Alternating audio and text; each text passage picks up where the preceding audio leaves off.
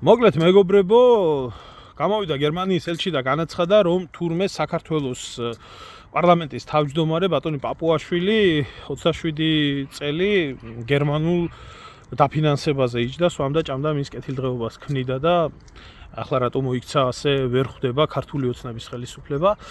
ელჩების საკითხი ქართული პოლიტიკაში ჩარევა სერიოზული პრობლემა იყო და არის და დარჩება ალბათ მომავალში კარგახანი, მაგრამ დღეს როდესაც ქოცები ლანძღავენ გერმანიის ელჩს, მე მინდა გაგახსენოთ თუ როგორი დამოკიდებულება ქონდა თავის დროზე გერმანიის ელჩის მიმართ.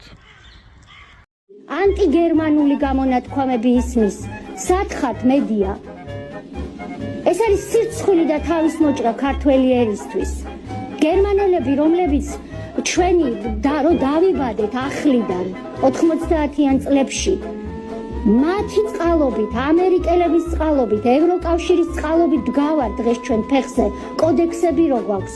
ვინ დაწერა ეს კოდექსები თედო ნინიძესთან და ჯონი ხეცურიანთან და ლადო ჭანტურიასთან ერთად? გერმანელებმა თავიანთი ჯიბიდან ფული ამოიღეს და ჩვენ მოგცეს, როცა გვშიოდა და კანონი არ ქონდა. დღეს ანტიგერმანულ გამონათქვამებს უსმენთ. დღეს საქართველოს მაპატიოს ქალბატონმა სალომემ ხანდაზმულ პრეზიდენტს გაუგონარ სიტყვებს ეძახიან და თქვენ ბედავთ მაპატიებს ძალიან გამანერგებთ.